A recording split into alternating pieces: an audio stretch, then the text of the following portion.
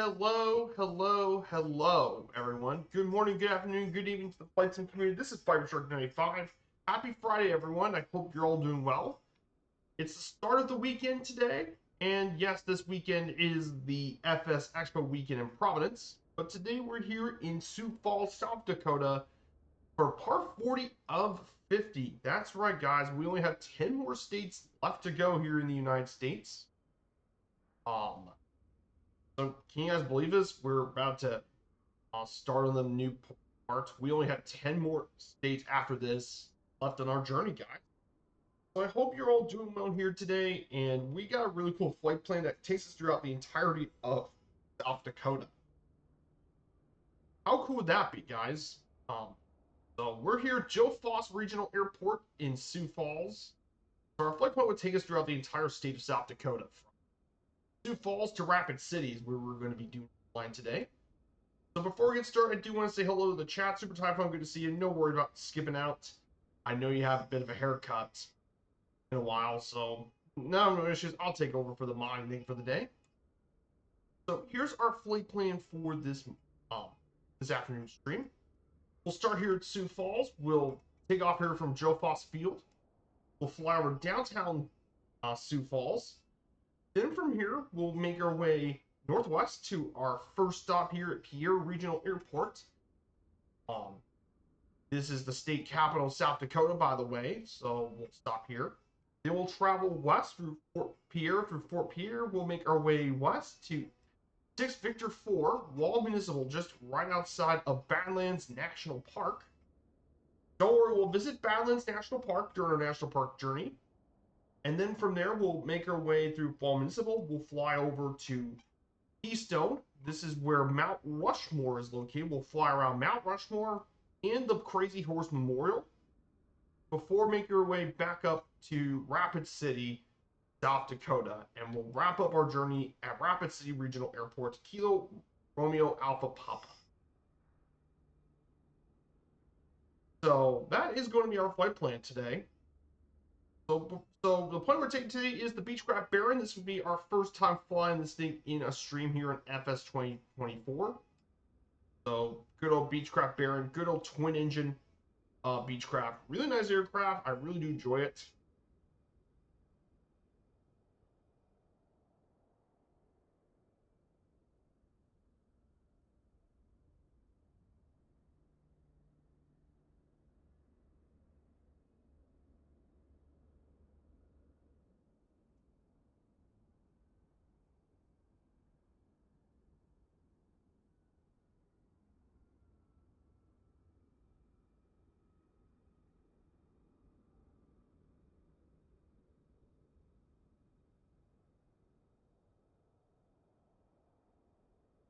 That is what we're going to do today. So good old Beechcraft Baron should go. We should be around 180, 190 knots for this one. We're going to do this pretty quickly. Fun.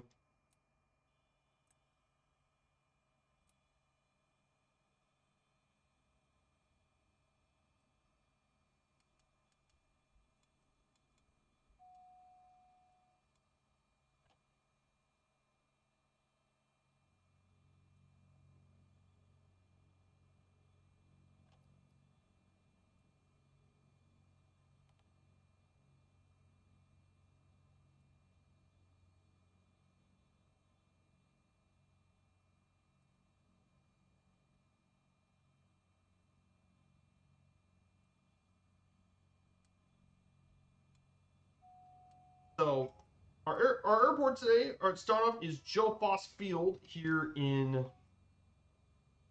South Dakota.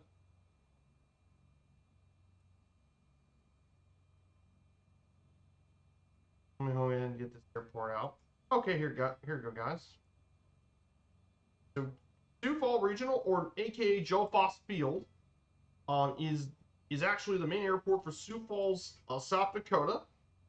It's named after the famed aviator and Sioux Falls native Joe Foss, who served as the 20th governor of South Dakota. He was also a major Marine fire ace during World War II.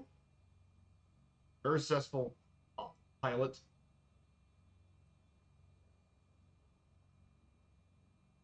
And he was also, found enough, the first commissioner of the American Football League and once the president of the NRA.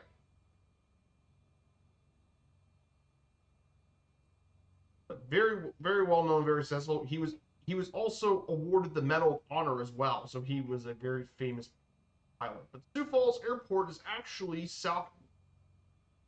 one of South Dakota's busiest airports. Around 1.4 million people flew out of Sioux Falls last year. And it features flight destinations to multiple places across the country, including Minneapolis, Chicago, Nashville, Atlanta, Orlando, Phoenix, Las Vegas, LA, and Denver. Some of the destinations served from.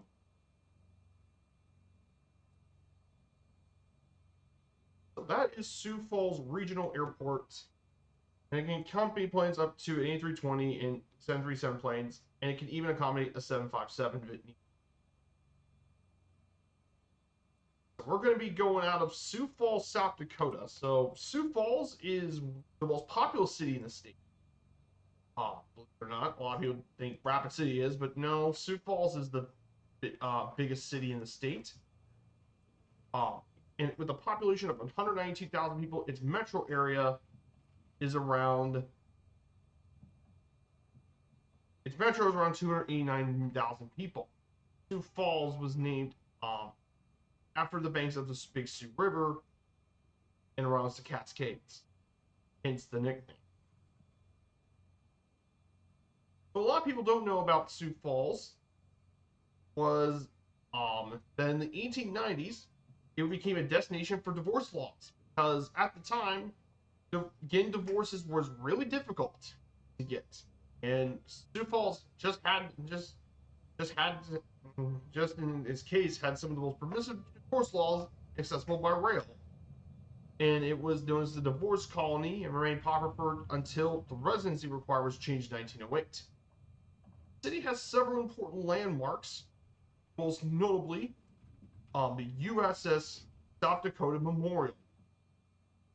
And it was located in State Highway 42. But it's got other really cool attractions, including the Great Plains Zoo, which is a 50-acre park. You also have quite a few minor league sports teams here too. And it has some really cool attractions and stuff too. Yeah, that's Sioux Falls in a bit of a nutshell. We're going to fly over Sioux Falls for a bit. Our first leg, we can just fly up to 3,000 feet for the first leg. We don't really need to fly really.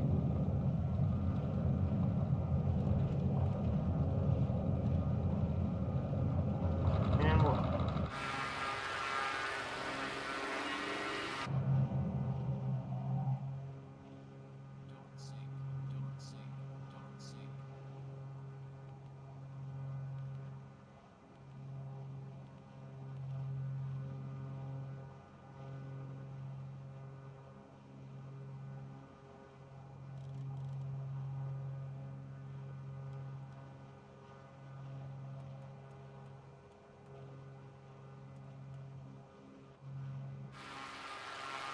This is downtown Sioux Falls, South Dakota. Yeah, this is downtown Sioux Falls.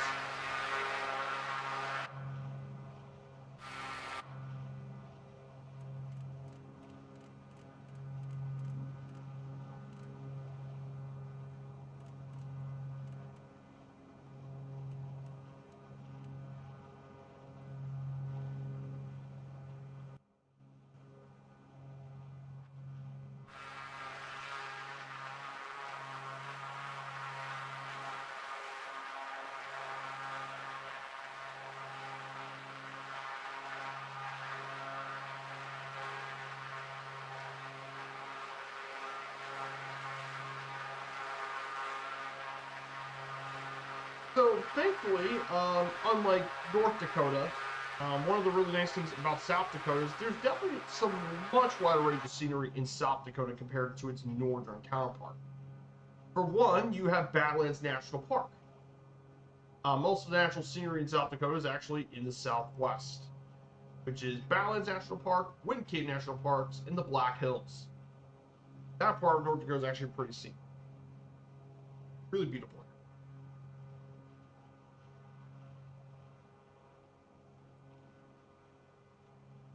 So yes, as you all know, this weekend is FS Expo weekend.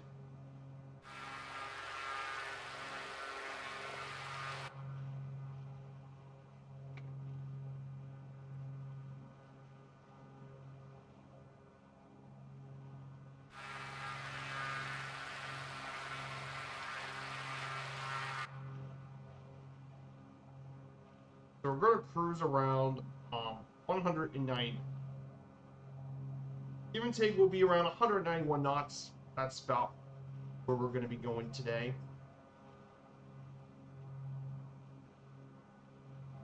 So guys, I hope you all have really good plans for this weekend. I know for me, I got to work on more of my notes.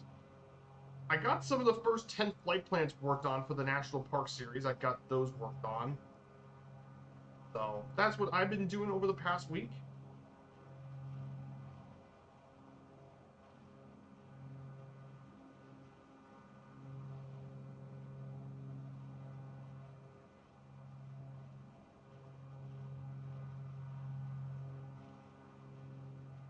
So I got to work on more of the notes and stuff.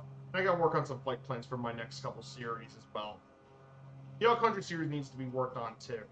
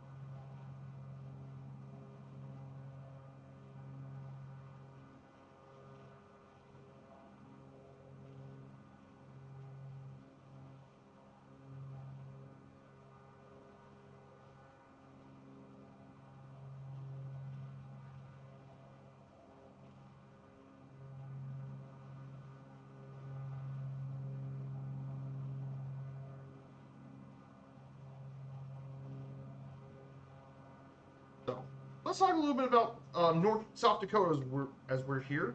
Go ahead and notes.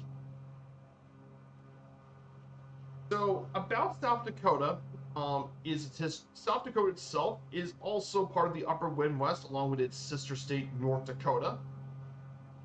And again, this is part of the Great Plains region, along with North Dakota and Nebraska. But this state is actually named after the Dakota Sioux tribe.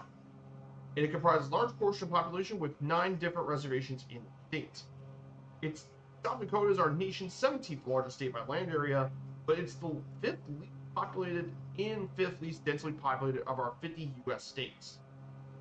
Here is the state capital in Sioux Falls, which we flew over earlier, was the most populous city in the state. It's bisected by the Missouri River, and there are 2 halves of South Dakota, the East River and West River. In terms of bordering states, it's bordered by North Dakota to the north, Minnesota to the east, Iowa to the southeast, Nebraska to the south, Wyoming to the west, and Montana to the northwest. All the different states that border. Of course, historically, this state was very much an agricultural state. However, nowadays, it's sought to diversify its economy in other areas to attract and retain residents. Mainly industrialization, tourism, and all of that are trying to industrialize and try to diversify South Dakota's economy, of course. So the history of South Dakota before Europeans arrived, many people, the first inhabitants came around 5000 BC, were Paleo-Indian hunter-gatherers. And then between 500 to 800 AD, semi-nomadic people known as the Mound Builders lived in central and eastern South Dakota. Of course, in the 14th century, one really notorious event happened. The Crow Creek Massacre occurred, where several hundred men, women, and children were killed near the Missouri River. And they found a lot of sites for it. Of course, by the 1500s, the KPIR-6V4-KRAP, or RE, settled through much of the Missouri River Valley.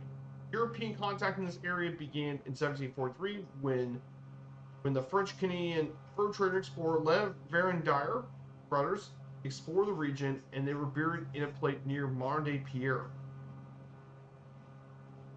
As part of France for Greater Louisiana, of course, the French lost this region after the 7 Years' War in 1762 to the Spanish. And it became part of Spanish Louisiana until 1802, and then the Sioux tribe replaced the Arikara people as the dominant group in the area. Of course, as you all know, 1803, the U.S. purchased the Louisiana Territory, which included much of South Dakota from Napoleon Bonaparte.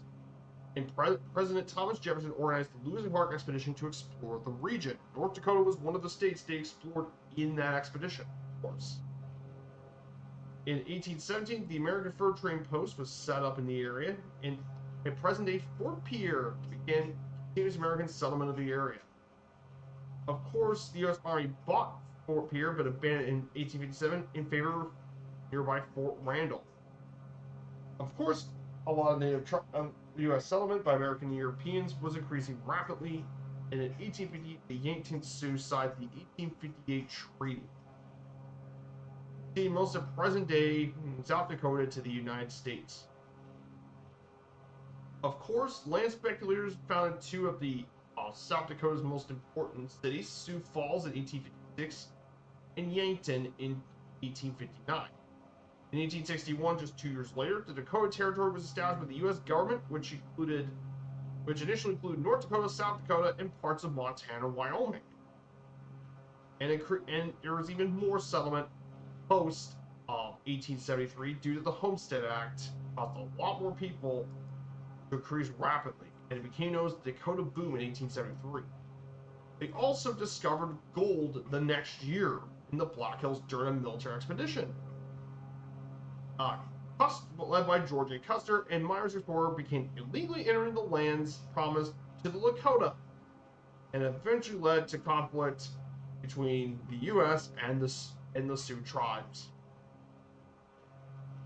Eventually, war broke out, and eventually the U.S. won and broke the Great Sioux Reservation into 5 other reservations, settling here.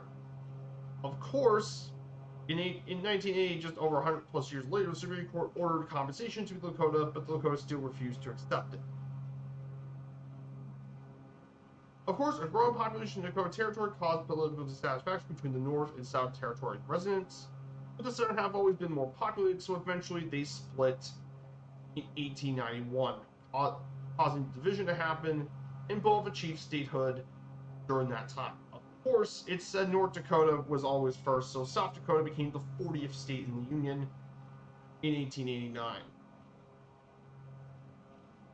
Of course, one notorious dark part of it in South Dakota's history happened in 1890.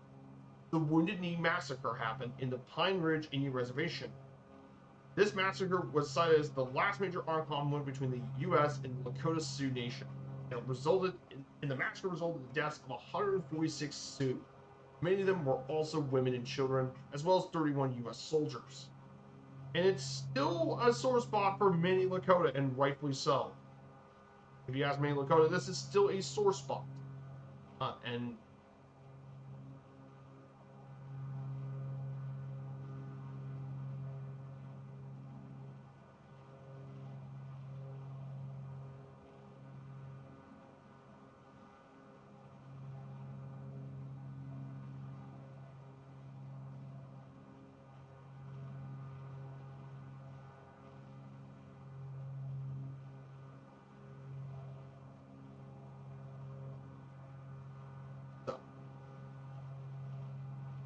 During the 1930s, South Dakota was suffering from the disastrous results of economic climatic conditions, especially with the lack of rainfall, high temperatures, and inappropriate cultivation techniques produced what was the Dust Bowl. And as fertile topsoil was blown away, many harvests were ruined, and many South Dakotans left the state for greener pastures elsewhere. Of course, the World War II era brought a lot more economic stability when the state's agricultural and industrial products grew. And one of those acts was the Pig-Sloan Plan, resulting in several new dams of the Missouri River.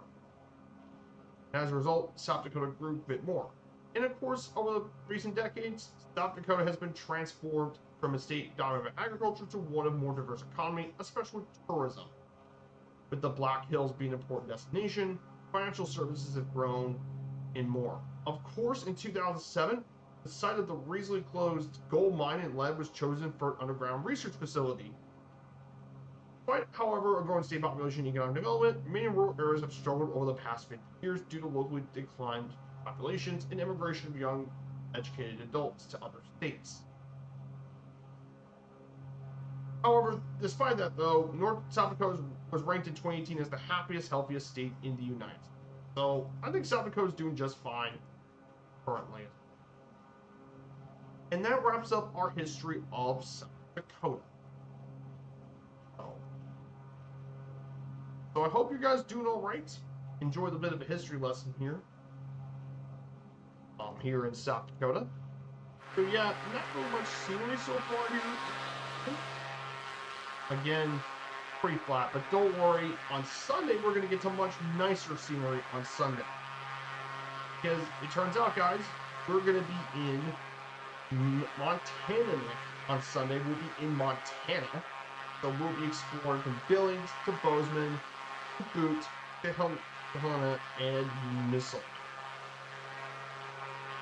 And I think you guys should be pretty excited for this series as well.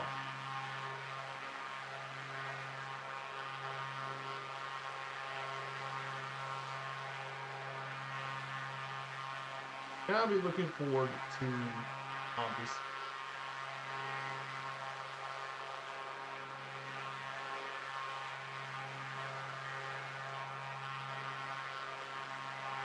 And I'm looking forward to the next leg of the series.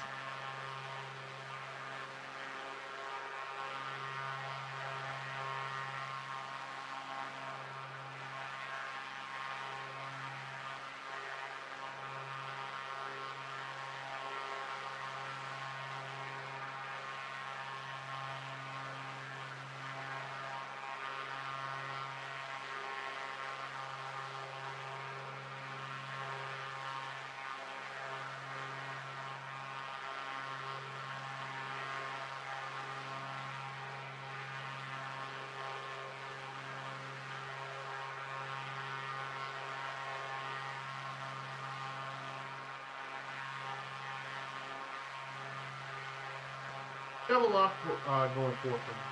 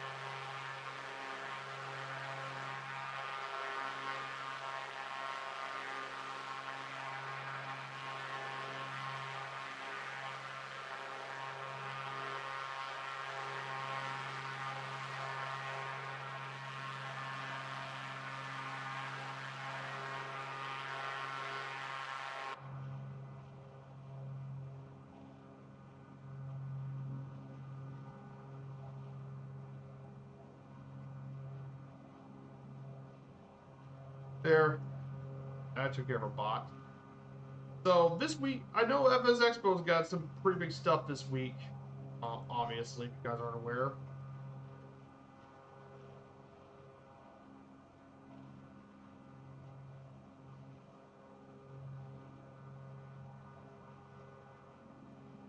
So I know some pretty big stuff going on. I know there's going to be some really cool stuff at FX Expo. So definitely some big stuff in Rhode Island, of course. So I do want to give you some brief news. One pretty big news is the Flight FX C750 is coming out on July 10th. And A2A Sims has bringing in their Aerostar, which is going to be really cool to have. I don't know. I'm waiting for when their Comanche's fully accessible for 2024 because I'm very excited to fly the Comanche. That's the one thing I really miss. Well, also in addition to that as well, we just also got a new free plane. Piper Arrow from Aeronautos coming into the Piper Dakota's now in the sim. So that's now free. So you guys should probably all have it now. Who knows? I might take it up for a spin sometime. To show you the difference between the Aeronauto and the Just Fight version. Should be pretty interesting. Definitely lots of other really big stuff going on. But nothing too big as well.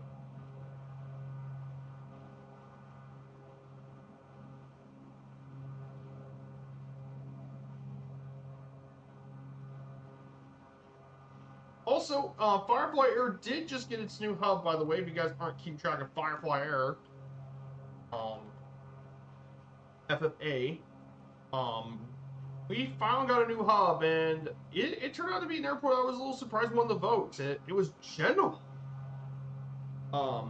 Which is a really nice area, by the way. Genoa is a very nice airport. Beautiful scenery and stuff, and Genoa is a city rich with history. Genoa is a really cool city, rich with history. So it won the hub votes. It just barely beat out Madrid for the hub vote, which was the hub I was actually wanting to do. But it was the closest of the top 4 was the closest I think it was ever for any hubs. It was close. I mean, in fact, tied second was Madrid and Faro, and then tied third was Sofia and Rome, and of course by far last was Tottenham. But yeah, Genoa won by 3 points. So the hub will be mainly in Europe with some African and West Asia destinations. 1.5 million passengers last year to 24 destinations and 8 airlines. I don't blame you guys for those who voted for Genoa. I don't blame you guys. It's definitely a beautiful airport. A great location. But the only issue with this airport, by the way, is whenever you do an ILS landing and runway 28, the ILS gets kind of unaligned because a part of the plane goes to the left, but when you do auto land, it goes to the right of the runway.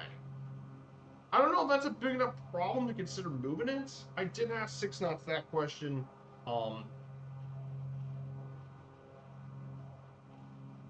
Because I don't know if that's a big enough problem. Because I don't like to move a new hub just because it's something not working right. I would hate to do that because it legitimately won the vote. But yeah, Genoa is a beautiful airport, and the approaches in there are absolutely fantastic. And that would be a really good narrow body hub. But man, I did really want Madrid being the hub. It's handcrafted, it can handle all sorts of great planes, and it was just needed for the Iberian region. It needed something in that region. I mean, think about it. Flying to Barcelona, Bilbao, Valencia, Malaga, Ibiza, Palma, Lisbon, Porto, the Canaries, and Azores would be really cool. And since it's a big airport, it can handle the big bodies, so you translating flights to the Caribbean, North America, South America. It would have a ton of room. But who knows? Maybe Madrid would be the next European hub. Because it did get second last night. I think it would be really cool to have. It would be cool to have. That is our Firefly Air news for a bit. So we're just about 271 nautical miles out to our final stop here in Rapid City. Once we cross halfway there, we'll talk about we'll talk more about South Dakota as we recap over there. So in other news as well, let's talk about some news. Of course, the Pacers didn't win the NBA Finals. And you know what's tragic, though? Was, of course, the injury, man. Yes, if you guys aren't aware, Tyrese Halliburton got injured in Game 7 with an Achilles tear, which, I mean, that just hurts, man.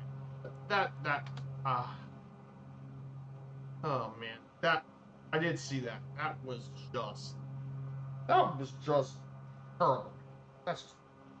I hope he's okay. I hope he recovers. Yeah, that hurts. A teared Achilles. But the Patriots had one heck of a run through the Eastern Conference. One of the greatest playoff runs we've seen from any team that hasn't won an NBA title. But yeah, congrats to OKC for winning their first finals in Oklahoma. It took them a bit of a long time. Couldn't do it in the Durant era, but I guess now they finally got it. And then in our sports, for Major League Baseball, the Rays are just a half a game behind the Yankees. They've been absolutely tearing up the last couple of weeks.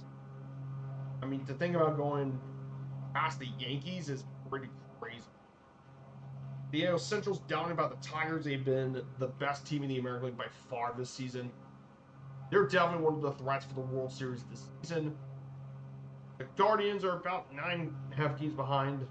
And then the American League West, Houston's taken over. They've been really good over the last couple of games. And then in the National League, the Mets and Phillies are the two top teams in the East. The Braves are about 10 games behind the Mets. The Nationals aren't doing so well this season. The Central has been completely dominated by the Cubs. Brewers and Cardinals are quite good. Even the Reds aren't far out of it. But the Cubs are really good this year. And the Pirates are not doing so great. That being said, at least you're not a fan of the Rockies, who have been 1863 right now. Yikes. They might potentially be even worse than the White Sox team last season. In fact, in the NL West, it's been dominated by the Dodgers. No surprise, LA's been probably the favorites for the World Series this season. Of course, the Padres, Giants are within 6.5 games of the Dodgers. So, very interesting stuff. So, if we look, if you look at these games, of course, if you look at the postseason, while it is determined, if the playoffs happen right now, in the American League, we would see the Tigers, Astros, and Yankees are the division winners, and then the 3 AL wildcard teams be the Rays, Blue Jays, and Mariners are the top 3. They would make the playoffs. As for the National League, it would be the Dodgers, Cubs, Mets, and then the 3 wildcard teams be the Phillies, Brewers, and Padres. So, definitely pretty interesting as well for spring training. So that's definitely pretty cool in terms of other stuff. The FIFA Club World Cup's also happening here for any of you soccer fans out there. Well, it turns out a couple of clubs have made it into the tops from the group phase. So Group A will have Palmeiras out of Brazil and Inter Miami, the MLS club, managed to sneak out of there. That's right, an MLS club got over 2-time champion league winner Porto. Group B will see Botafogo and PSG make it out of the group stage. Unfortunately, Atletico Madrid couldn't do it because of goal differential. And the Sounders never had a chance. It was the Group B. Group B was the group of death.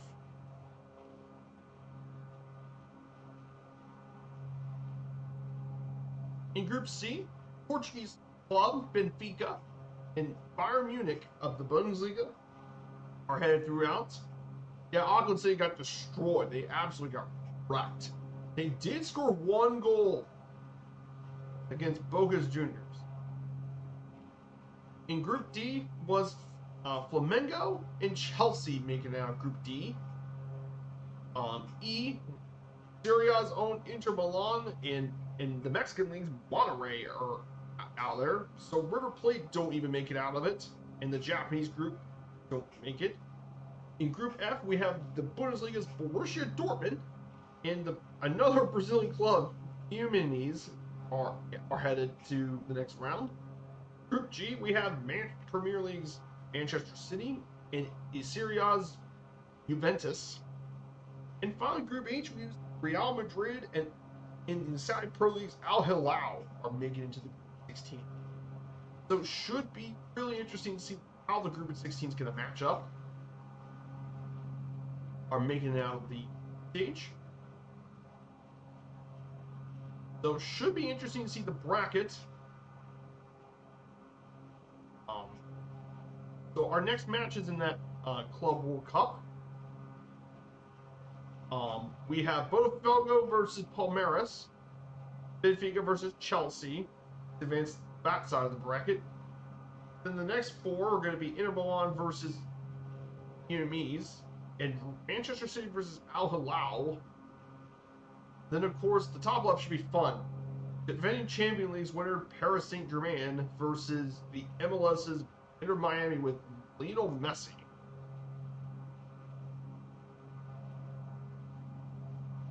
Flamengo versus Bayern Munich should be good. Monterrey versus Borussia Dortmund, and Real Madrid versus Juventus. Who do I think is going to make the finals? If I'm going to predict, I think it's going to be Manchester City. I think it's going to be Manchester City versus Real Madrid.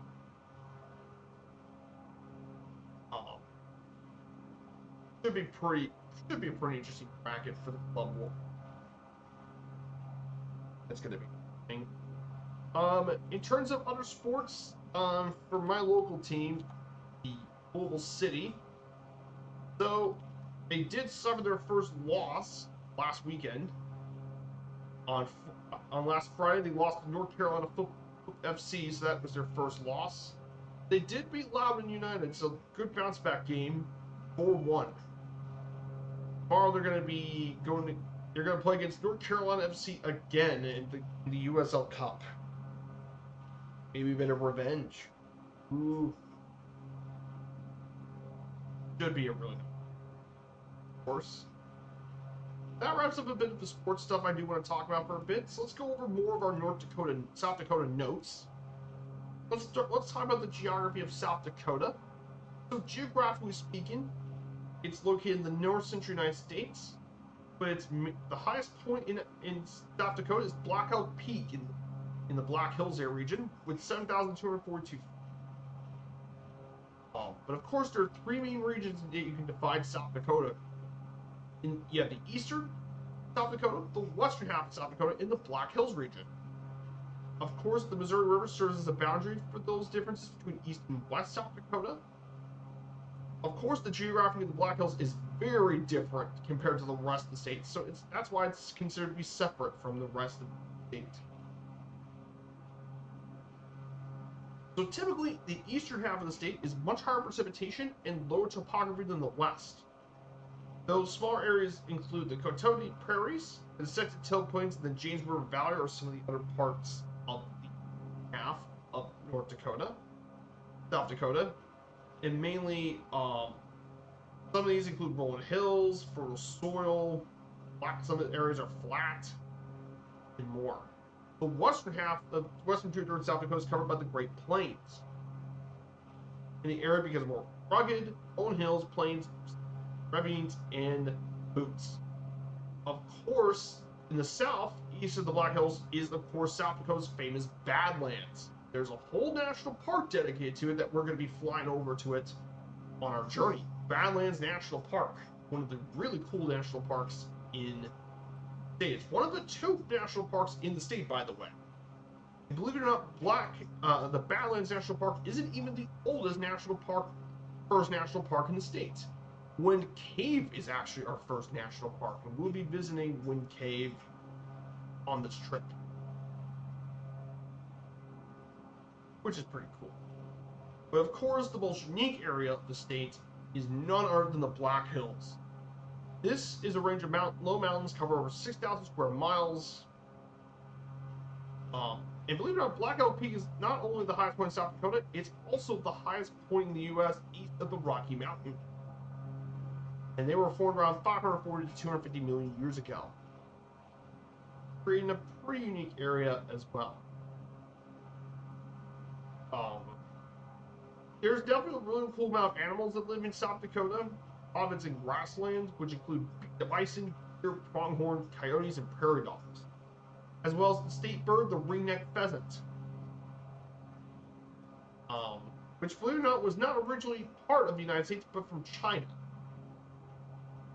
Rivers and lakes support walleye, carp, bass, and other species, and the prehistoric paddlefish. The Black Hills has a lot more pines, spruces, and you can find a wide variety of animals like deer, elk, bighorn sheep, mountain goats, and even mountain lions. Of course, South Dakota, just like its northern counterpart, has 4 distinct seasons, and there's a lot of temperature variation. For example, during the summers, the average temperature is often close to 9 degrees Fahrenheit, though it cools to near 6 degrees at night. And it's not unusual for the state to have severe hot, dry spells in the summer with over 100 degrees Fahrenheit several times a year.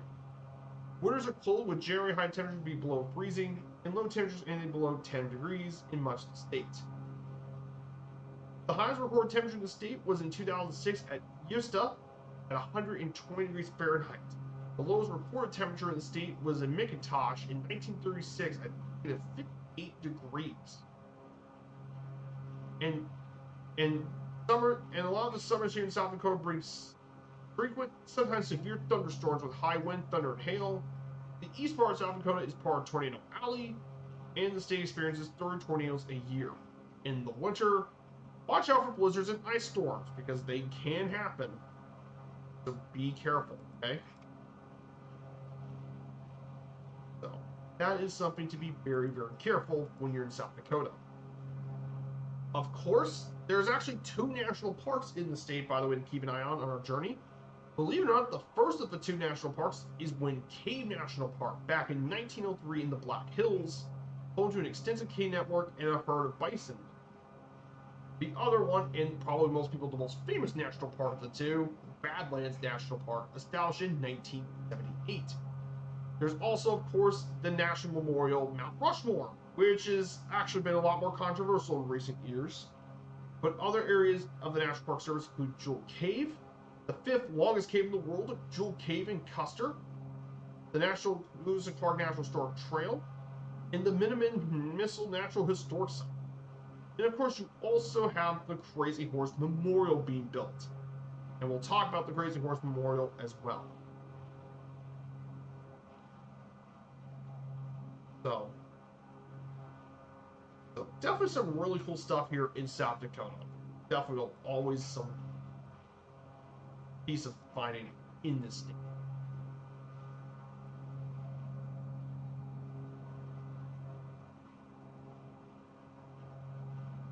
I hope you guys are enjoying this as much as I am.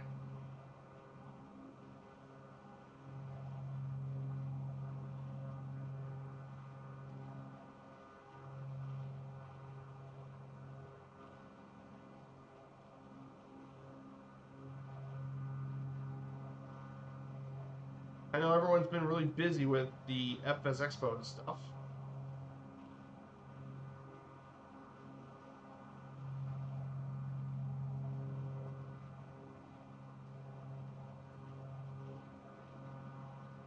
Really cool stuff.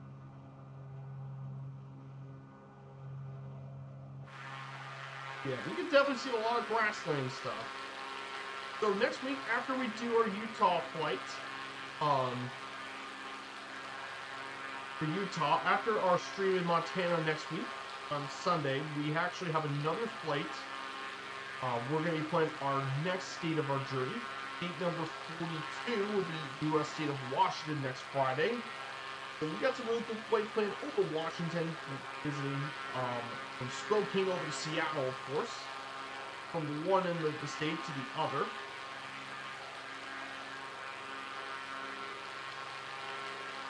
And then, of course, next Sunday will be the U.S. state of Idaho. We'll go from Northern Idaho to Boise. So yes, guys, after next week, we only have 1, 2, 3, 4, 5, 6, 7 more states to come. So it's pretty crazy to get all that work done. So a lot more left to go. We don't have too much more. Unless you guys want me to do a DC special stream as well. I might do something with DC.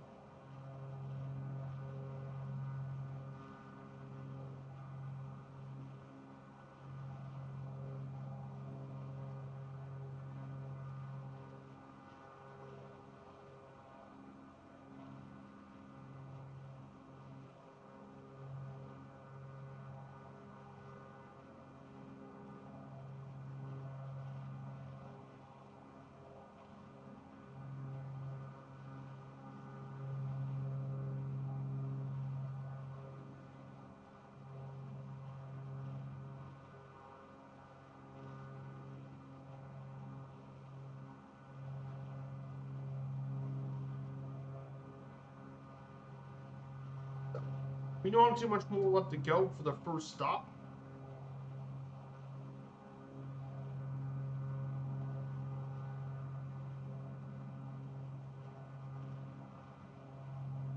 So we have about 4 more miles left to go to our next stop here.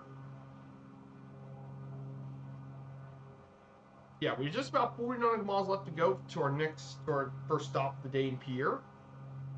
So to our left, if you notice the river to our left, that is Lake Sharp, and it's part of the Missouri River. So, that here is the Missouri River. It's one of the lifeblood here of the state, and Lewis and Clark followed this river through much of the expedition. Took them through much of the Missouri River, which flowed all the way to North Dakota into a bit of Montana.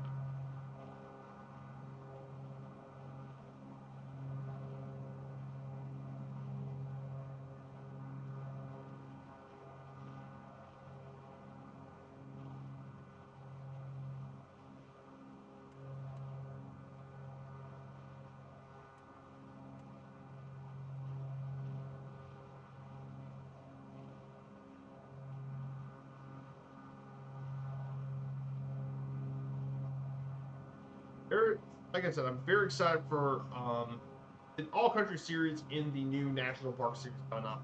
It'd be pretty nice to do some stuff.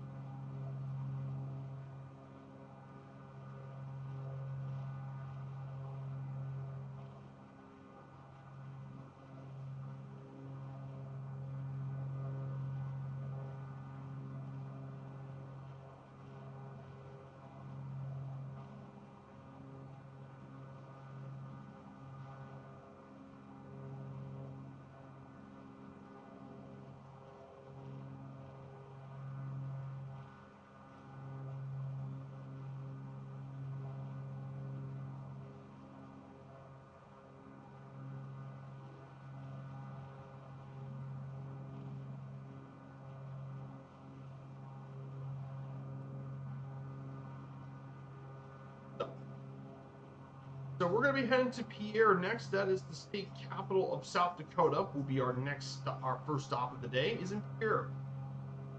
So Pierre, South Dakota is our capital. Population 14,000 people. It's the 11th most populous city in South Dakota.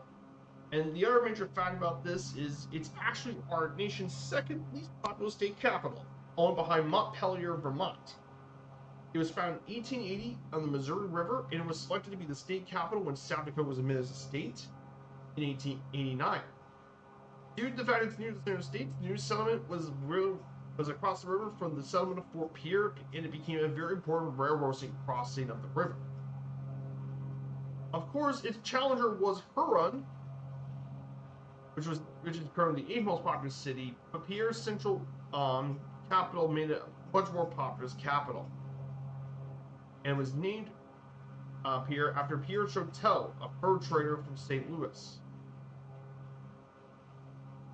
Of course, Pierre grew a bit with the construction of the Rapid City Pierre Railroad, which runs east-west through the city, and increased access to original products, made it quite well known as a railroad hub. Funnily enough, it's also one of our 4 state capitals that is not served by the interstate highway system. Yes, it's very rare for it to have highway system.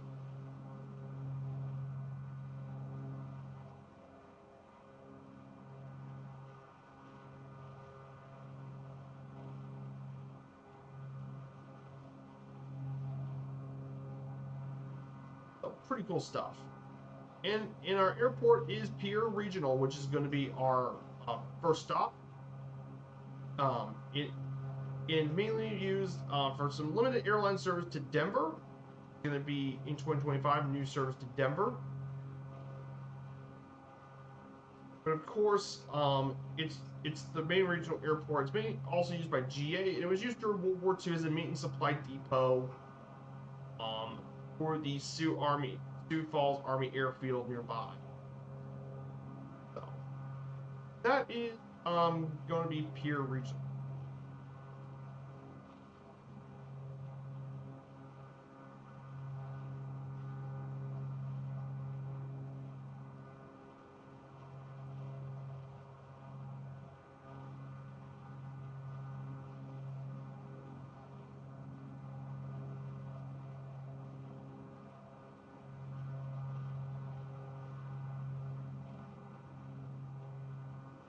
So that will be our first stop of the day. Hope you're all doing well. If you guys are enjoying the stream and liking the content stuff, smash that follow button and support the channel. We stream 2 days a week on Fridays and Sundays here on Twitch.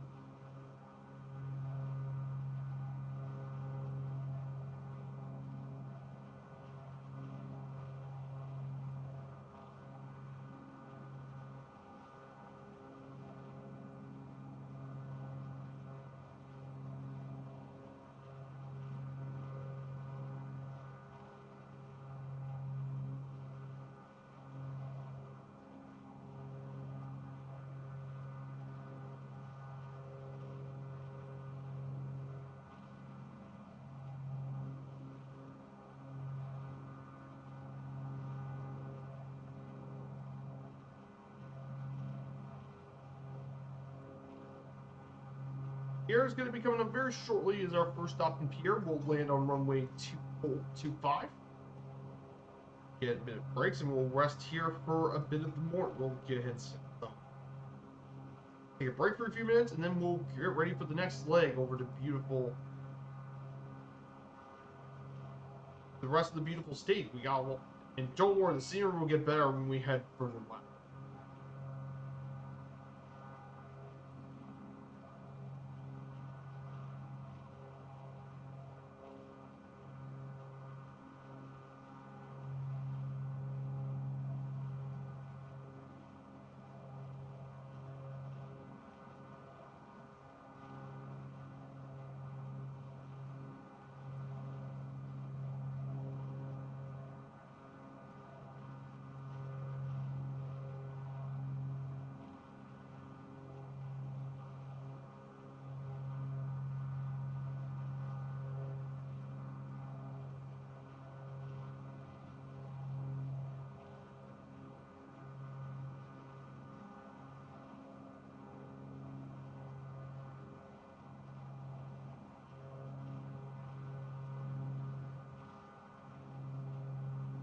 Hey, we have a call from Nixa Luminor. Good to see you, Nixa. I hope you're having a good day. Thank you so much for the follow.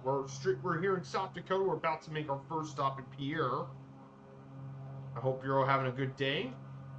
So we're doing our 50 states and 50 streams series. We'll cover 50 U.S. states and 50 straight streams. I hope you're having a good day as well.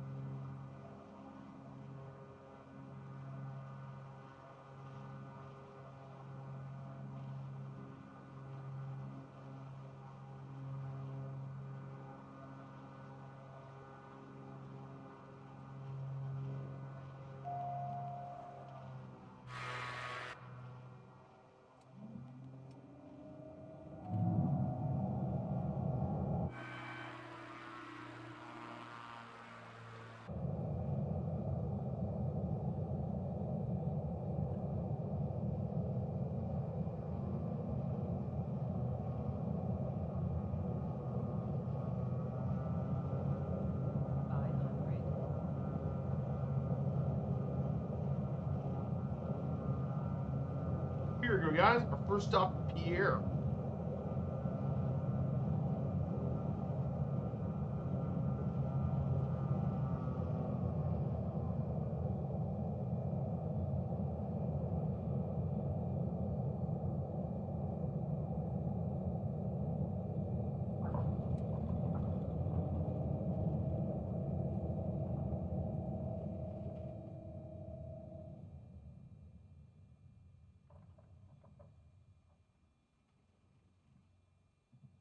We'll park here for just a bit as we get ready for the second half of the play. So you can see some of the Badlands and boots in this area. Across this area right here. So we'll get ready for the next leg coming short. This one's going to be a much shorter leg at 85 nautical miles. This will be considerably shorter than the last leg. We'll talk more about economy and transportation, and bits some of the agricultural stuff here too.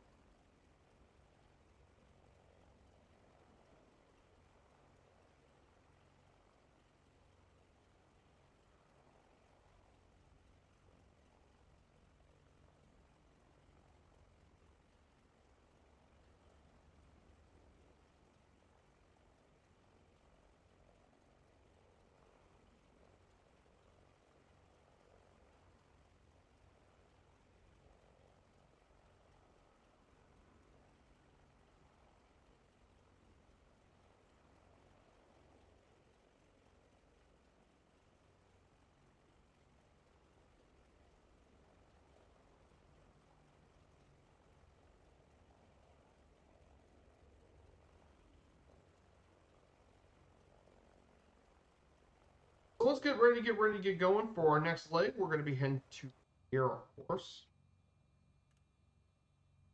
For the next leg, we're going to climb to 4,000 feet. Thankfully, taking off here shouldn't be that difficult.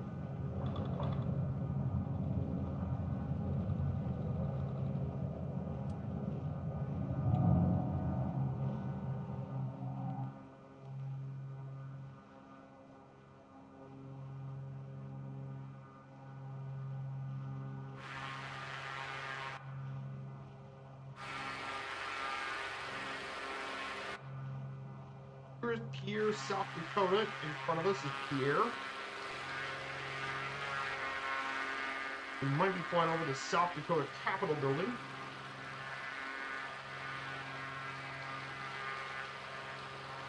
I believe all our state capitals have photogrammetry, so we should be flying over the state capitol.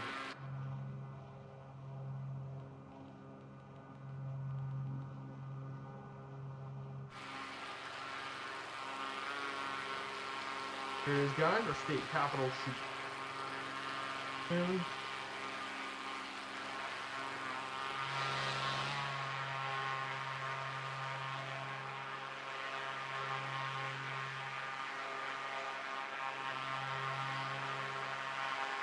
Here it is, here, South Dakota. And here, one of the small state capitals here in the United States.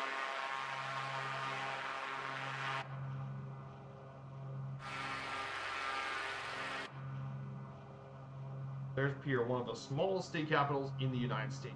Pass over.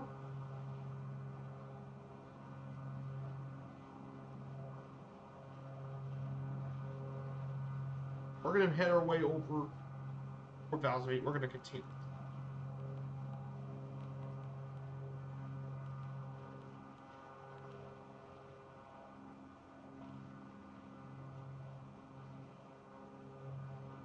We'll cover on this for our slideshow bit as we climb to 4,000 feet.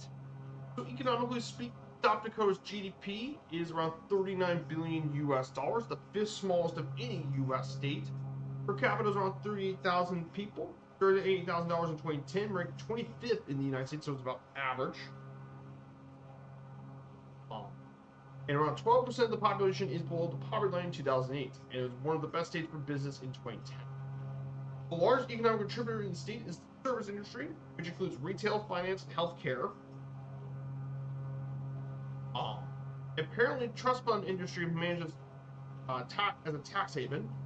Outside of that, though, government spending is an important part, thanks to Ellsworth Air Force Base, the second largest employer in the state.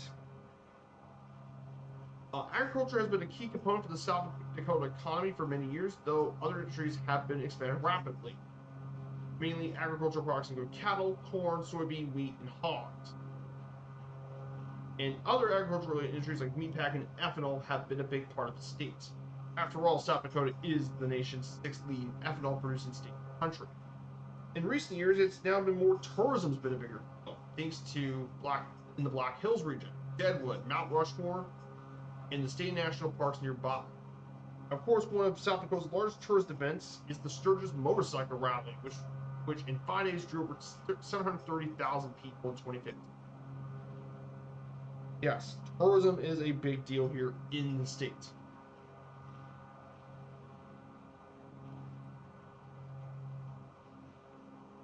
A pretty big deal here in South Dakota. Is a big deal.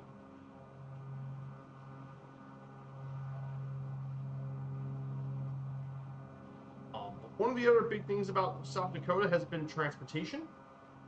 South Dakota has about 83,000 miles of highways, roads, and streets, along with 679 miles of interstate highways. Two main interstates passing through South Dakota are I-90 east-west, southern half of the state, and I-29 running north and south. The I-29 corridor has higher rates of population growth than areas in East South Dakota further from the interstate. The state also has two national scenic byways, the Peter Norbeck Scenic Byway in the Black Hills, and the Native American Scenic Byway through the Missouri River. Of course, historically, railroads played a big role since the 19th century. Some 4,000 railroad tracks were built during the late 19th century and early 20th century, but only 1,800 of those are now active. Most of these, of course, are for freight transportation. Of course, there are two passenger heritage railroads, the Black Hills Central Railroad and the Prairie Village Herman Milwaukee Railroad. However, it's one of two contiguous U.S. states to actually lack Amtrak service, and it's only one of two that never had service before. In terms of aviation, the two big airports are Sioux Falls Regional and Rapid City Regional Airports as well. So, yes, that is a bit of aviation coverage.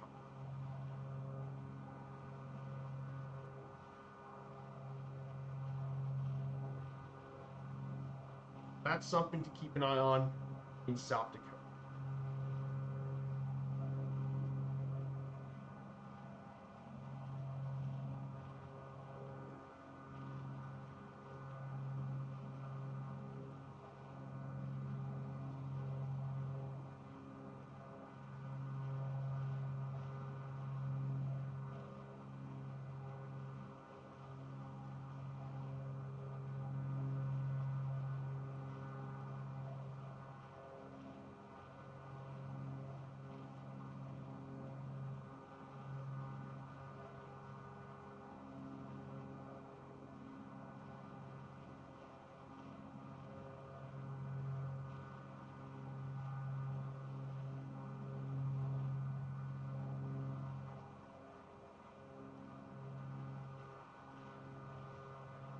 Definitely some pretty cool stuff.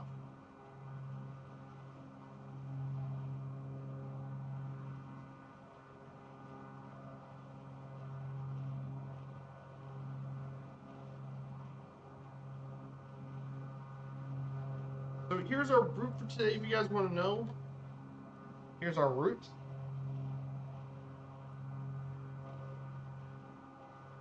So here's our route for today. We're going to head to 6V4 next, 6 Victor 4, Wall Municipal. So if you look to our left, we can definitely see a lot more of the Badlands scene here.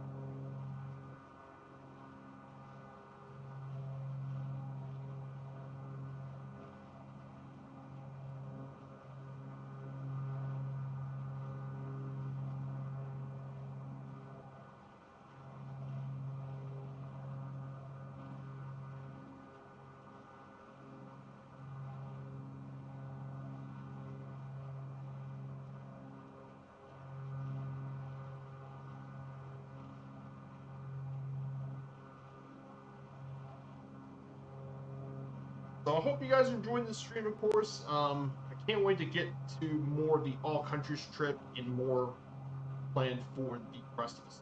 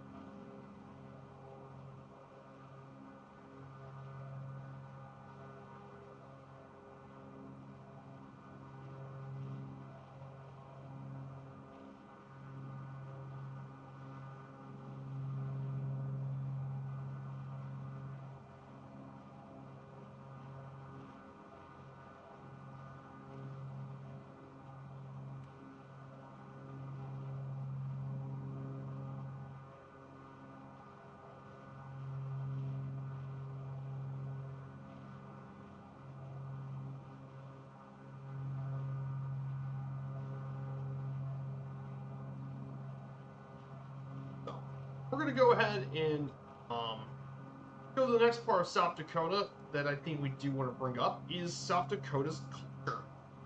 So culturally, South Dakota reflects both the state's native traditions as well as rural Western and European roots. And there are a number of annual events that celebrate the ethnic historical heritage around the state, including the days of 76 Child in Deadwood, the Chef Days in Tarboro, South Dakota, and annual St. Patrick's Day and Cinco de Mayo festivities in Sioux Falls. In addition, the various Native American tribes host many annual powwows at their reservations throughout the state, which non-Native Americans are sometimes invited. Also at Custer State Park, there's an annual Buffalo Roundup, where volunteers horseback gather the park's herd of 1,500 bison. Of course, in terms of native traditions, Black Elk was a medicine man in Heyoka, which is a shaman whose lifespan several transitioned to the reservations. His accounts of the Indian Wars and Ghost Camp movements was a big part of his book, Black Elk Speaks, which definitely was a well-known about Native American culture traditions in South Dakota. You also have the famous opera lord Ingalls Wilder, whose main books were part of her life during her young adult days in South Dakota, including By the Shores of Silver Lake, The Long Winter, and her most famous book, Little Town on the Prairie, and more were all grown up. And there are several notable artists throughout the state of South Dakota. So, that is a pretty big deal here in the state. In terms of sports, due to its low population, there's no major league teams in South Dakota. However, it has minor league and independent league teams, including which all play either in Sioux Falls or Rapid City. Sioux Falls has 4 minor league teams: the Sioux Falls Canaries, the G League Sioux Falls Skyforce, Sioux Falls Stampede of the U.S. Hockey League, and the Sioux Falls Storm of Indoor American Football. And then, of course, Rapid City is home to the ECHL's Rapid City Rush. Of course, the big part of sports you can find in South Dakota are the university, the college sports. In fact, for many years, South Dakota was one of the only states in the country without NCAA Division I football and basketball team. However, nowadays, South Dakota and South Dakota State are now part of Division I. And South Dakota State particularly has been doing really well in FCS football. And there are several famous South Dakota athletes too, most notably Billy Mills, track athlete, Mike Miller, well-known basketball player who played 17 seasons in the NBA, Becky Hammon, the well-known basketball coach and former player, Brock Lesnar, WWE artist, and of course, NFL's one of the greatest kickers of all time, Adam Vinatieri. All are from South Dakota. And recreation is also very popular here. Fishing and hunting are very popular in South Dakota. Fishing contributes over $200 million to the South Dakota economy, and hunting contributes $300 million. And in 2007, there's over 275,000 hunting licenses and 175,000 fishing licenses held in the state. And around half of all hunting licenses and 2/3 were South Dakota residents. For hunters, game include pheasants, white-tailed deer, mule deers, and turkeys. Anglers love the walleye trout. Other sports are also popular, like cycling and running. There's the George S. Mickelson Trail in the Black Hills. And it was also used for marathons too. So yes, South Dakotans love sports and recreation here in the state. Plenty to like in that terms.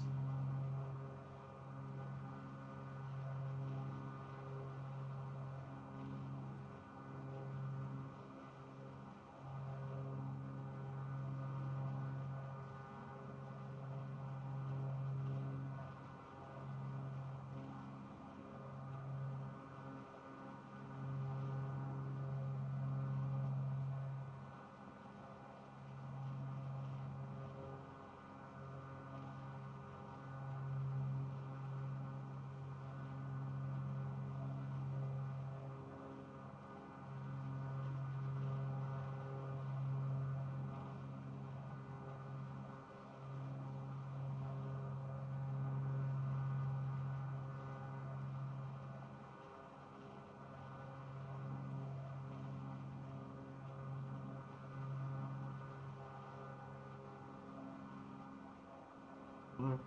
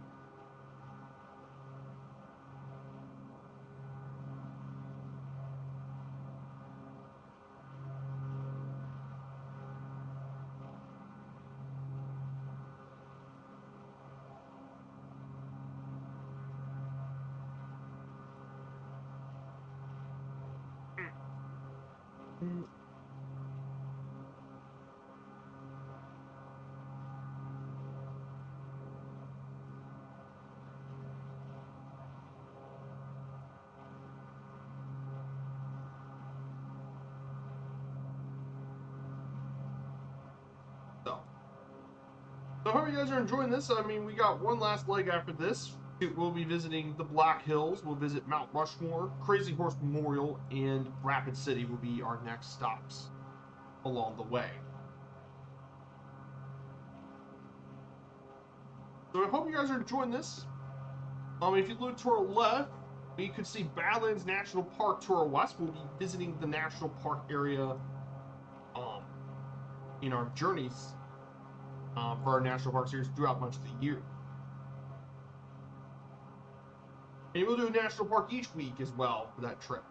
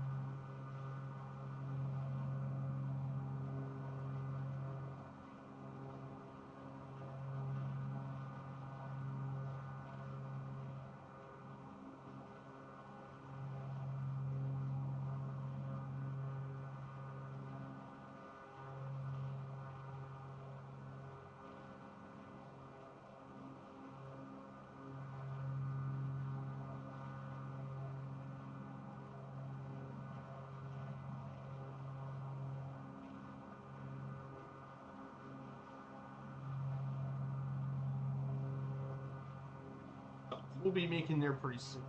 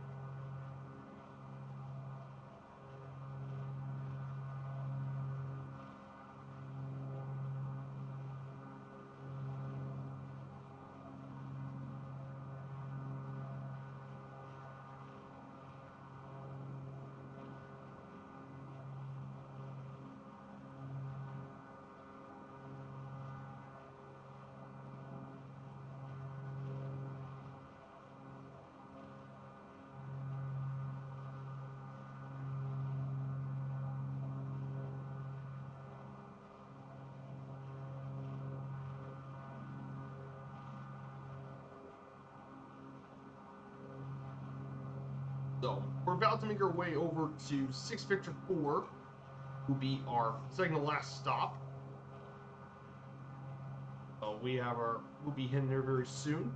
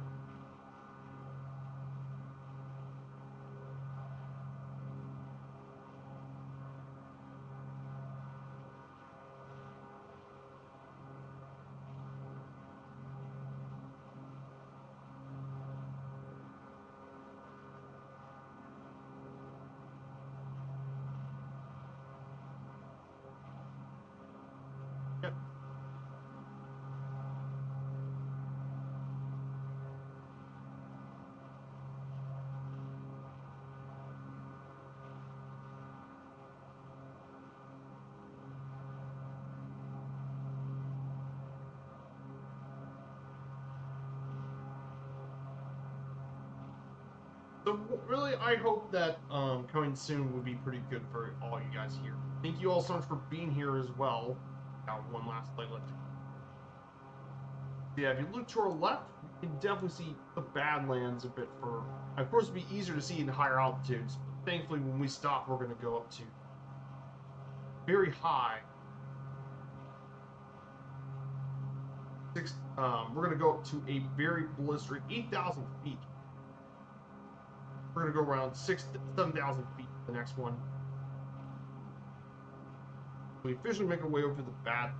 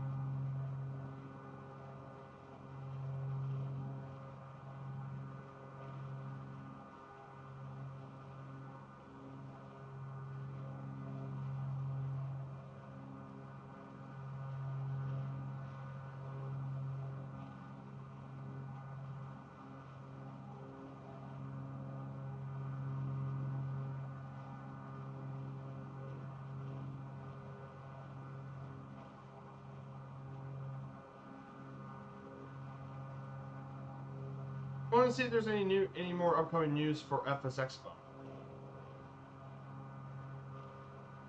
So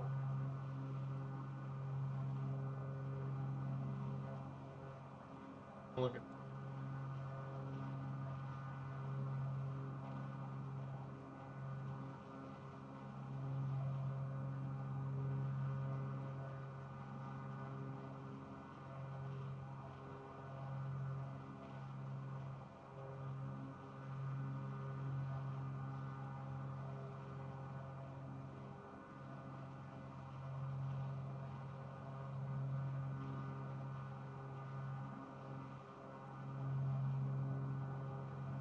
Here we are.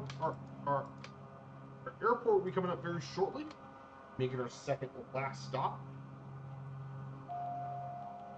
Autopilot, and we're going ahead and get to runway 12.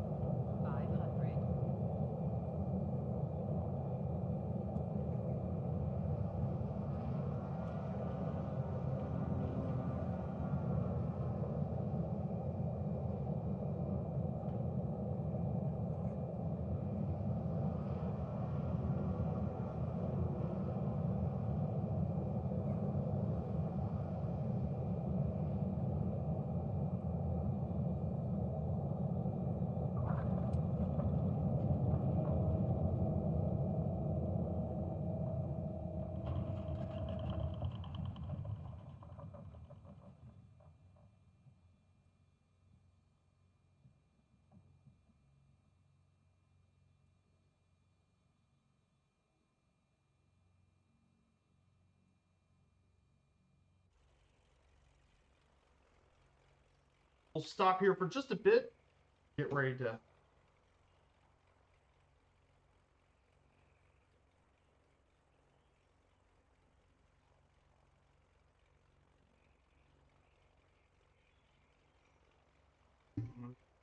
Hmm.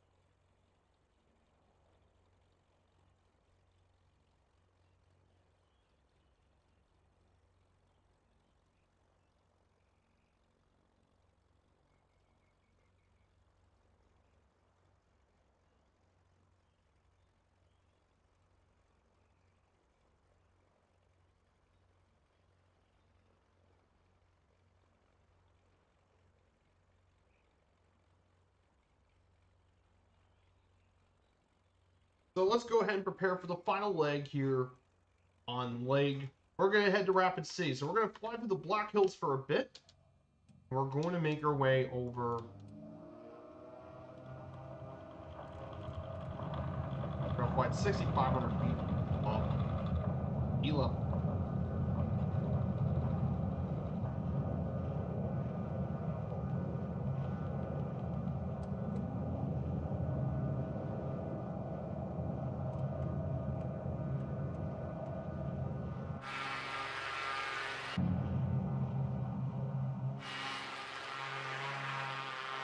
Here's Wall Municipal. We're not far from the Badlands, of course. You guys can tell.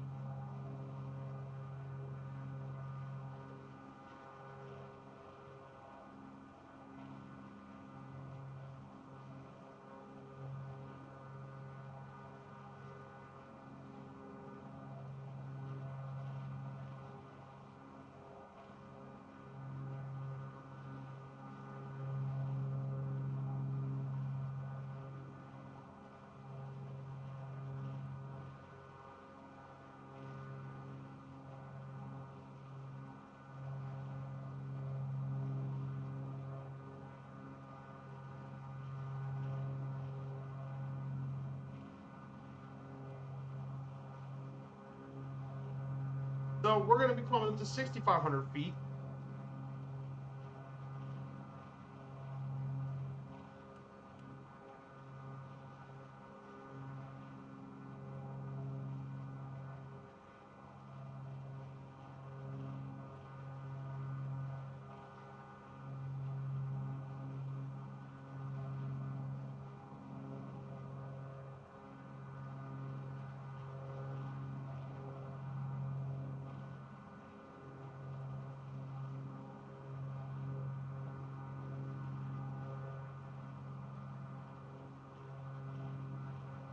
let's start with some fun facts about South Dakota, the Mount Rushmore state, South Dakota. Here's some fun facts about this state to keep in mind.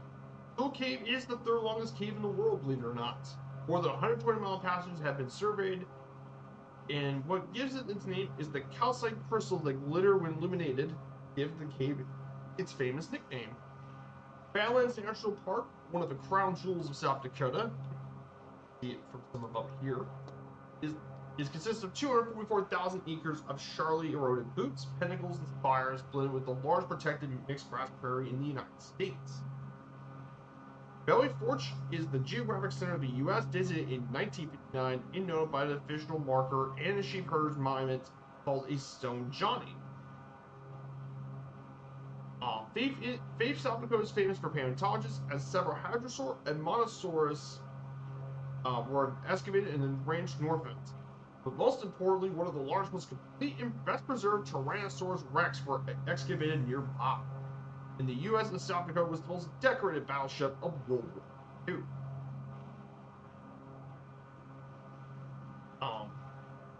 So yes, that is definitely some cool facts. Now, speaking of Tyrannosaurus Rex specimens,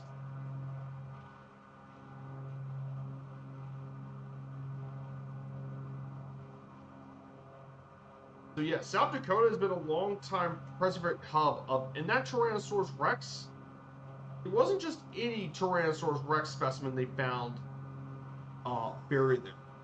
It was Sue that was found in Faith, South Dakota. She was one of the best preserved T-Rex fossils ever found. Around 90% of her fossils have been recovered on bulk, and she's displayed at the Natural History Museum in Chicago. And you can find a lot of the fossils around this area. And she was discovered by a flat tire, and they looked at the flat tire and they found pieces of bone, and then they found Sue. But she was a pretty big dinosaur, by the way. She's about 6-7 million years ago they found her. And apparently Sue was able to, of course, during her bone damage, she was around 27 to 33 years old at death, making it the oldest known T-Rex specimen. She suffered several injuries, including a damaged right shoulder blade, torn tendon due to prey, and 3 broken ribs, as well as other health affliction. She was around 12 meters in length, about 40 feet long, and 12-13 feet tall at the hips, making her one of the largest T-Rex specimens. Only Scotty was bigger. And she weighed between 8 to 14 tons. Yes, a T-Rex. That big. Tyrannosaurs are actually really huge. And they need to be huge because they don't really have much big arms. So, of course, to make up for the smaller arms, they have absolutely massive jaws. Their jaws are absolutely enormous.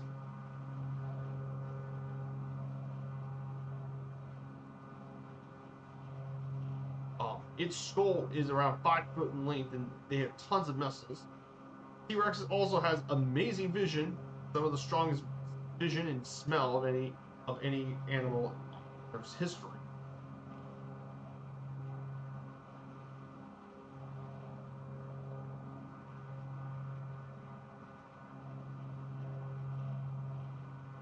And its bite is absolutely enormous. They said T-Rex bite, by the way, a Tyrannosaurus' bite can generate around 57,000 newtons, or 12,000 pounds of force, which ought to crush bones and shatter prey. These bad boys hunted some absolutely massive animals. Okay? They hunted, including ceratopsids like Triceratops, Tyrannosaurus. Mosasaurus is one of its favorite prey. Icavosaurs, Paracephalosaurs, and more are all prey items. They hunted lots of different animals. So yeah, T-Rex, really one of the most famous animals, most famous dinosaur in history.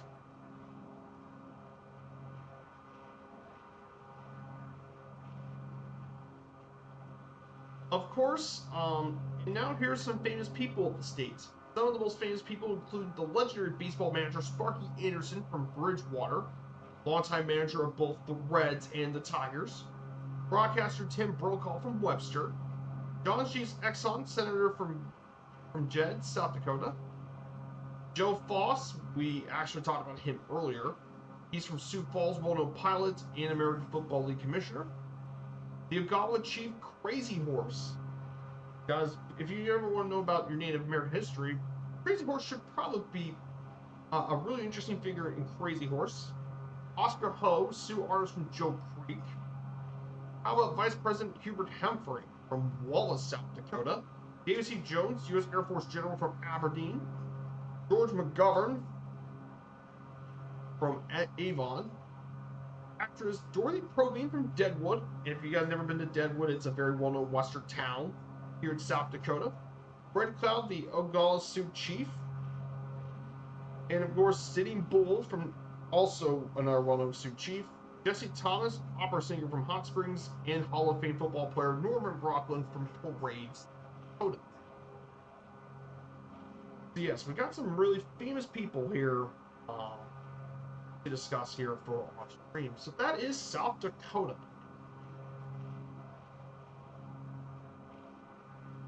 So we're about to fly to our next destination here. We're going to be flying to our next destination here in Mount Rushmore. We're about to, let's go ahead and cover the notes for Mount Rushmore and Crazy Horse Memorials. So we'll fly over both of them. So Mount Rushmore National Memorial is a national memorial on the colossal sculpture carved into the granite face of Mount Rushmore in the Black Hills. The sculptor was Gutzon Borglum. He called it the Shrine Democracy in solid execution from 1927 to 1941 with the help of his son. And the sculpture features 60-foot-tall heads of 4 U.S. presidents: George Washington, Thomas Jefferson, Theodore Roosevelt, and Abraham Lincoln. And they were each chosen to represent the nation's foundation, expansion, development, and preservation. It attracts more than 2 million visitors annually to the memorial, and it covers an area of 1,200 acres of land.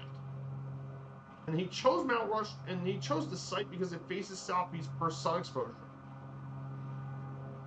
Originally, before it was the presidents, it was actually Lewis and Clark and a couple of other Western heroes as well. But Borglum chose the 4 presidents instead. However, there is one major issue controversy with Mount Rushmore. You see, Mount Rushmore was built on land that was illegally taken from the Sioux Nation in the 1870s, and the Sioux are still wanting compensation back. They wanted to take. The Sioux have actually refused money and demand the return of the land itself. So, as a result, this shrine is often called the Shrine of Hypocrisy. Yeah. A lot of people visit here as a tourist.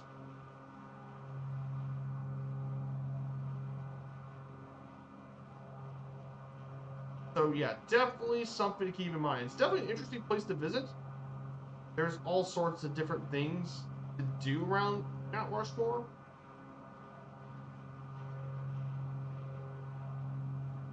But of course, the land dispute is a very big deal in Mount Rushmore.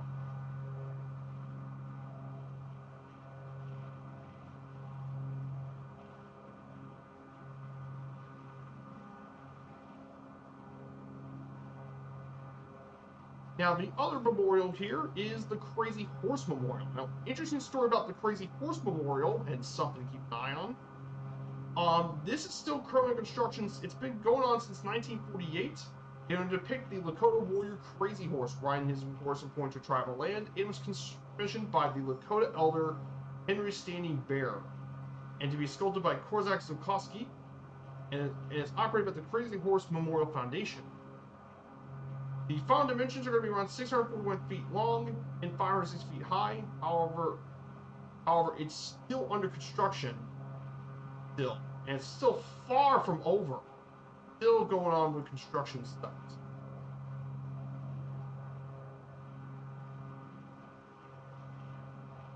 However, there is a lot of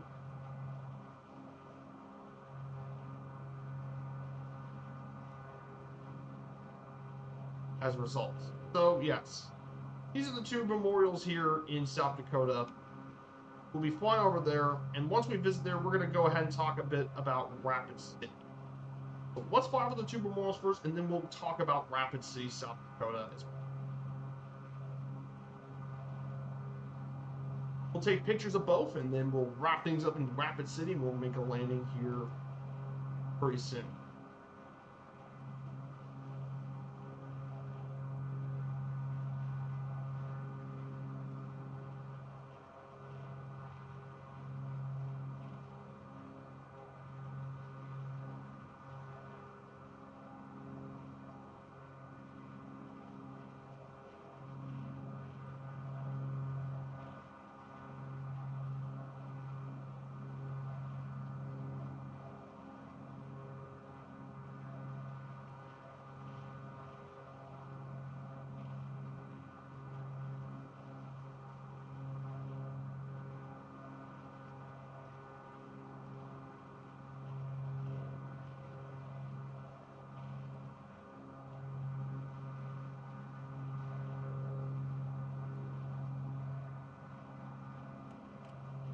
So guys, thank you all so much for coming here. We're going to be back here.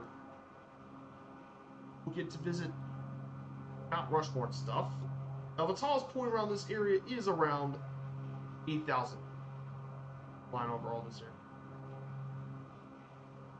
So we're just 47 nautical miles out from our final stop. So if we want to, we're going to slow this down just a little bit. Let's reduce the power and slow things down so we can get a better look at the monument.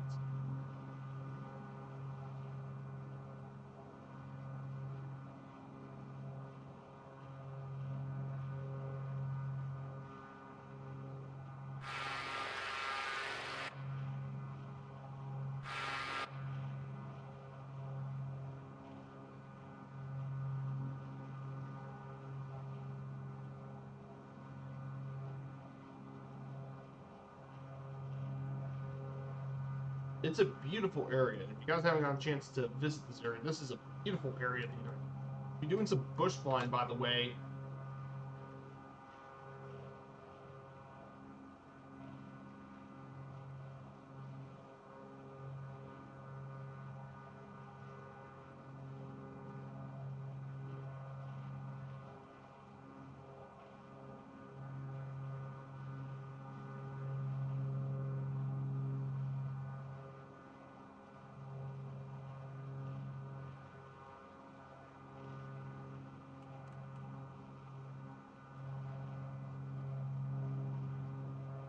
Here we go, guys.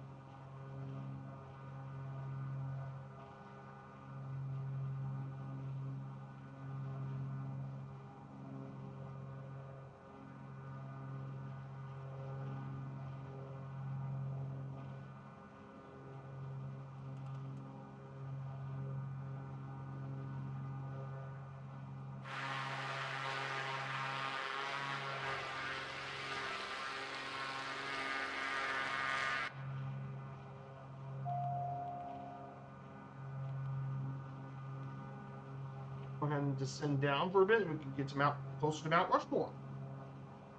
Let's go ahead and explore, take pictures, and then we'll head back. Yeah, Black Hills, really beautiful area. In real life, this is actually a gorgeous area.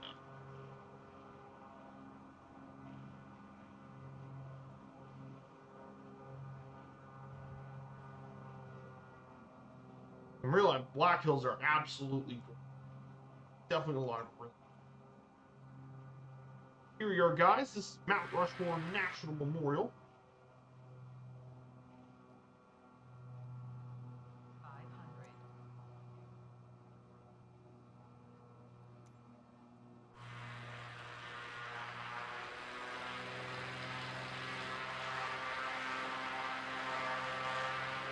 That's where the president's faces are.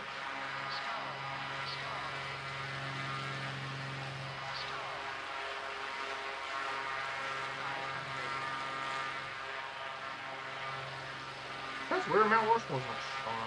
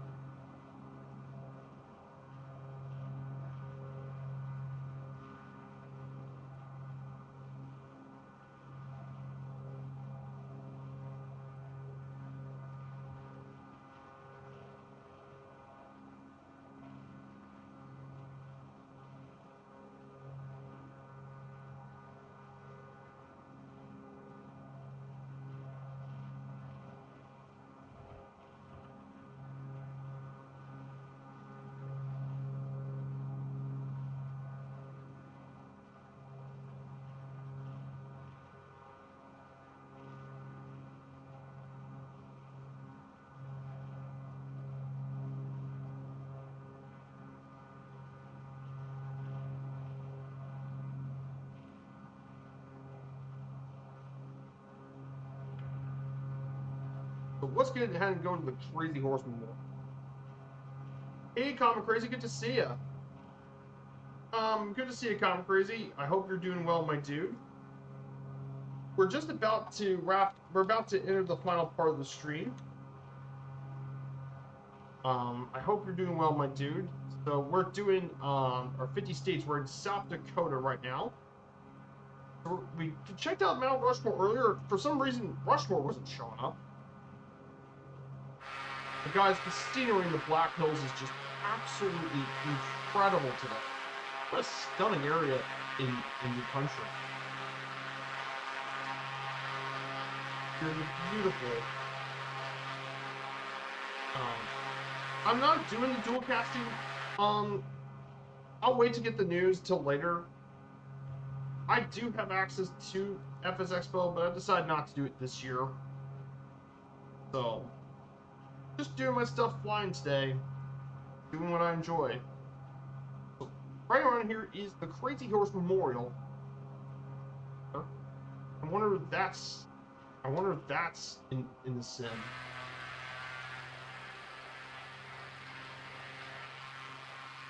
Crazy Horse Memorial should be right ahead of us. 500.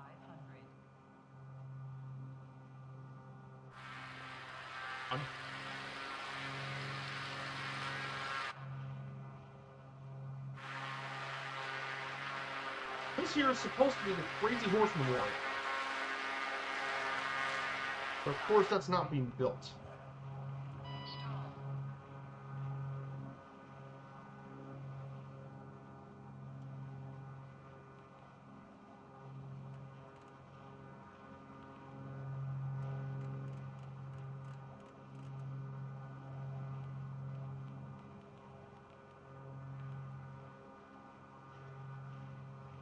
Don't know why it's not showing in the sim. It should normally be in the sim because it's supposed to have every US World update, and Rushmore's supposed to be a part of all. Weird. Very, very weird.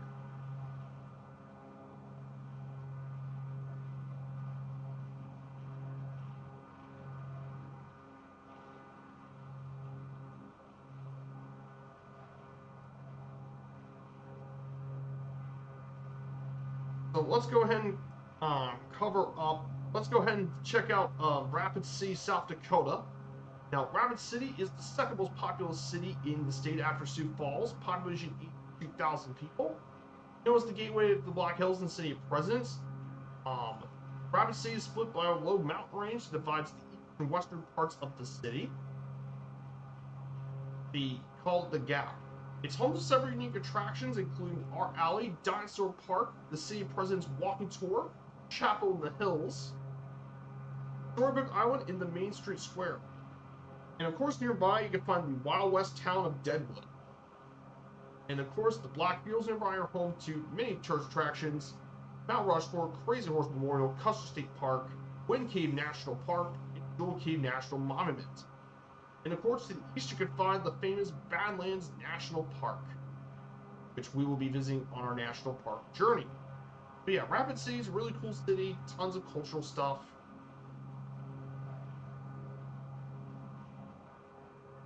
And more. Tons of really cool stuff as well. It's a neat city, and definitely one of the favorite cities here in the state of South Dakota.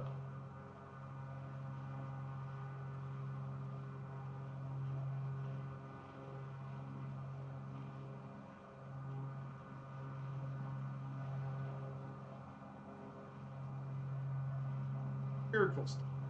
I'm going to go ahead and descend down to around 5,000 feet, 3,500 feet. I'm going to descend 1,000 feet a minute. We're going to descend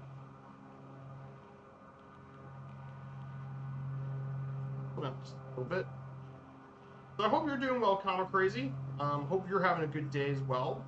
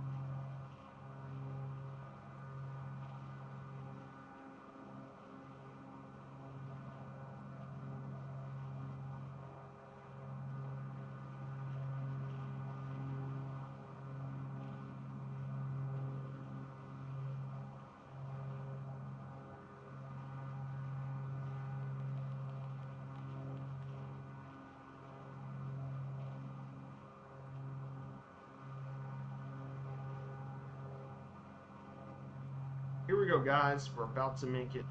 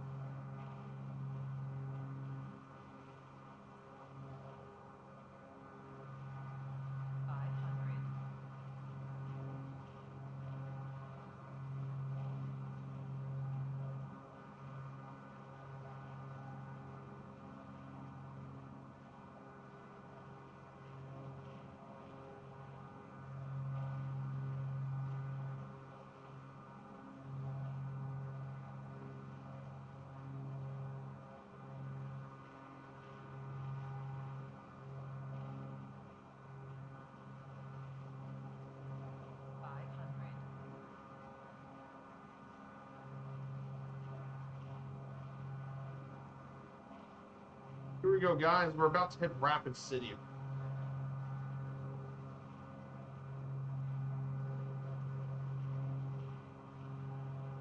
Now, Rapid City Regional is actually the main airport. I don't have a slide for it, but Rapid City Regional Airport is Rapid City's main airport.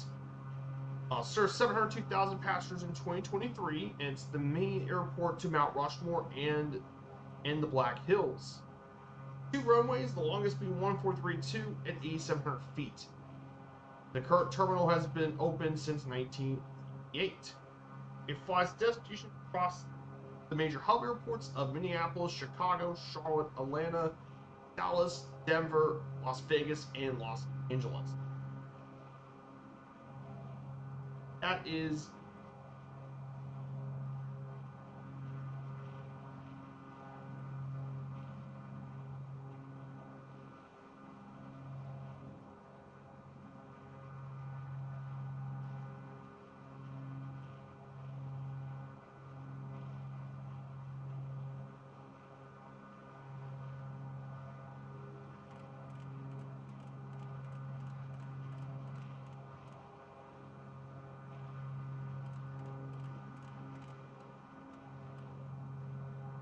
Hey guys, Rapid City, we're about an hour entering into downtown.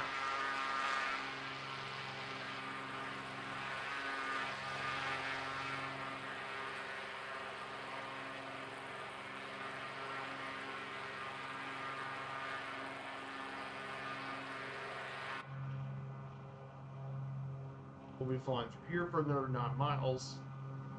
Up the stream here, guys. Thank you all so much for being here.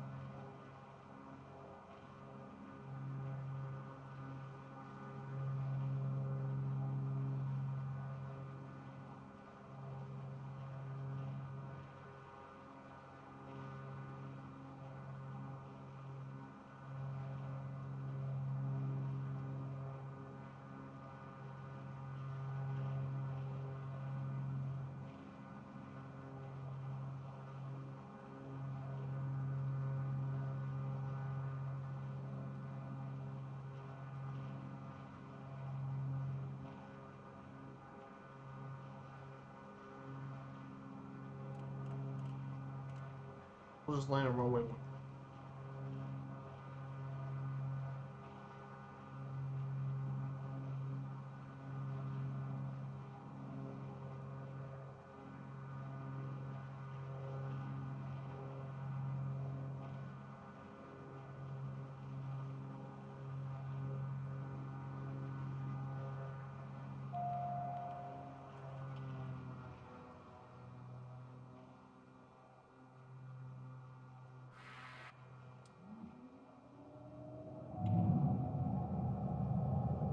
Here we go, guys. We're about to make our last land of the day here in Rapid City.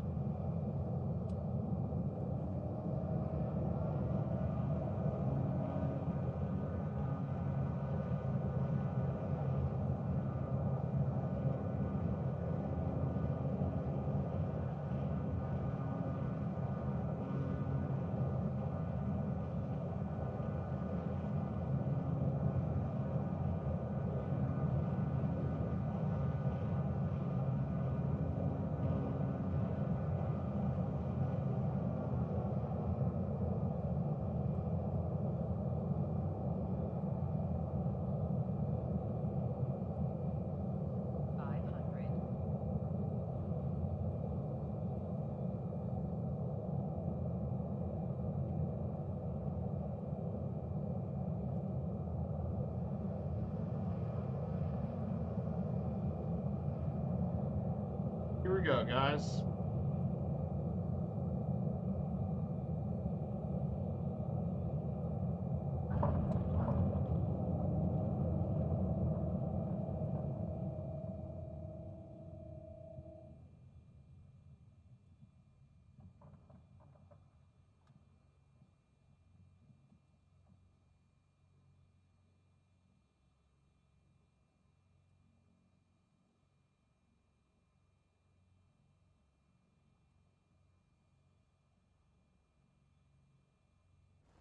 So here it is, guys. Let's go ahead and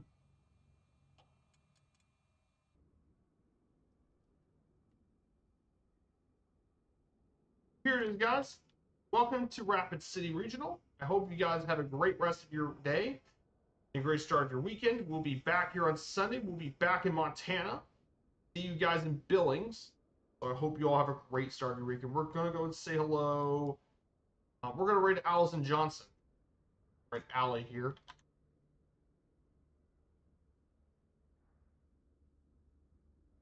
So take care, guys, and I hope you all have a good rest of your day.